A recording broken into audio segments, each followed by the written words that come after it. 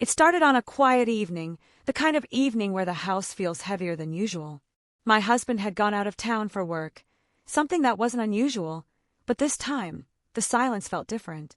My stepson, Daniel, was home from college, crashing with us for a few weeks. He was older now, 21, and it hit me suddenly just how much he'd grown. Taller, broader, with the kind of presence that made me catch myself staring a second too long. I hated that thought. He wasn't supposed to feel like that to me. He was family. And yet, as I carried a load of laundry past his room, I noticed the door cracked open, a faint light spilling across the hall. Inside, Daniel was at his desk, shirt off, headphones on, laughing at something on his screen. His shoulders flexed when he leaned forward, and for a moment, I froze, gripping the basket tighter than I should have. I told myself to keep walking, but I didn't. That night, over dinner, something shifted. He kept looking at me differently, at least it felt that way. His eyes lingered longer, his voice lower, as if he was testing the weight of silence between words. And when I laughed at one of his jokes, he smiled in a way that wasn't boyish anymore. It was something else. I should have excused myself, should have gone upstairs early. Instead, I stayed. I poured us another glass of wine. One turned into 2, then 3. By the time the clock struck midnight, we were leaning closer than we ever had, our conversation spilling into places it never should have gone. He asked me about love, about regret, about whether I ever wondered what it was like to feel truly wanted again. My heart skipped, because the truth, I did. And in that dimly lit kitchen, I felt the moment pull us closer, an invisible thread tightening between us. I told myself to stand up, to end it before it crossed a line, but his eyes locked onto mine, and suddenly I wasn't so sure I wanted to stop. The silence between us felt heavier than the ticking clock on the wall. I could hear the faint hum of the refrigerator, the clink of his glass as Daniel swirled the last of the wine.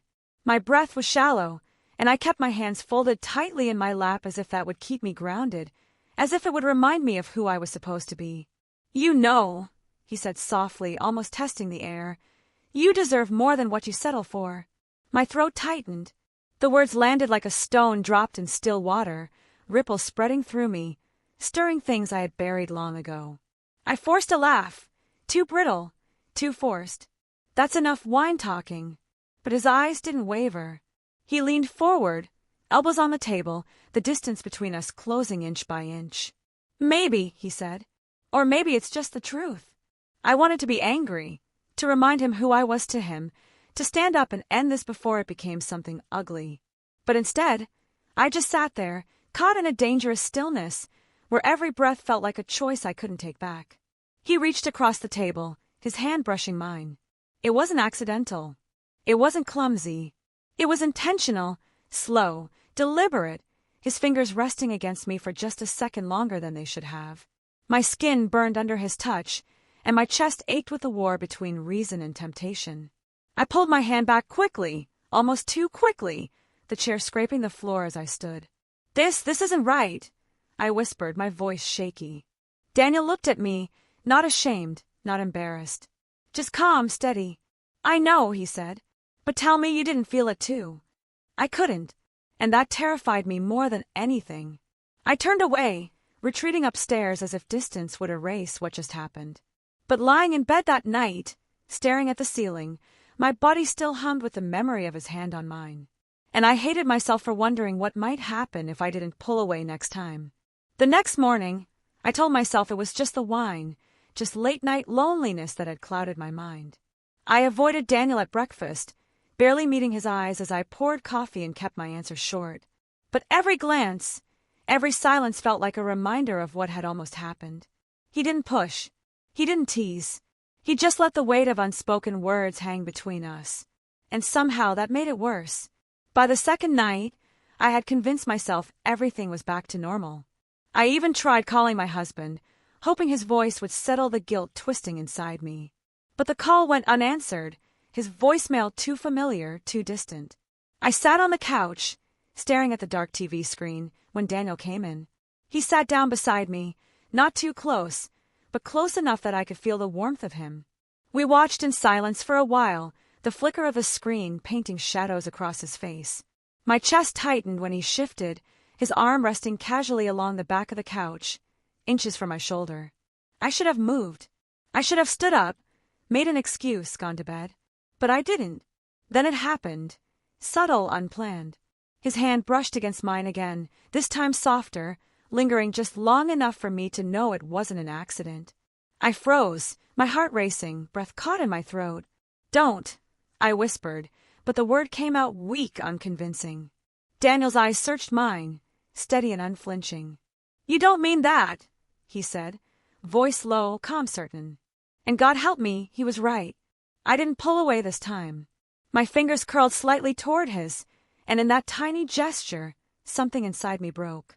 All the boundaries, all the rules, everything I had promised myself, I let it slip. When he leaned in closer, I didn't stop him. My body trembled, my mind screamed for restraint, but my lips parted anyway, as if they had been waiting for this moment all along. And in that instant, I knew there was no going back. The first touch of his lips against mine was tentative, almost questioning, like he was giving me one last chance to say no. But I didn't. My breath hitched, my heart thundered, and before I realized it, I leaned into him. It was wrong. Every part of me knew it was wrong. But in that moment, it felt like the world had narrowed to just us. The heat of his body, the way his hand cupped the side of my face, the soft groan that escaped his lips when the kiss deepened. I should have stopped it right there. I should have pushed him away and told him it could never happen again. Instead, I let it happen. The kiss grew hungrier, years of restraint and loneliness unraveling in a matter of seconds. My hands betrayed me, sliding up his chest, feeling the strength in him, the youth, the danger of what I was allowing. He whispered my name against my lips, and it made me shiver. That sound, that intimacy, was more intoxicating than the wine we'd shared the night before. When his hand trailed down my arm and settled at my waist, pulling me closer, I didn't resist.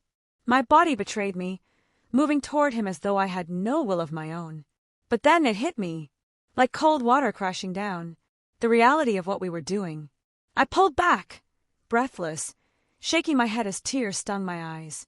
This can't happen," I whispered, my voice cracking. Daniel's chest rose and fell, his eyes dark, conflicted.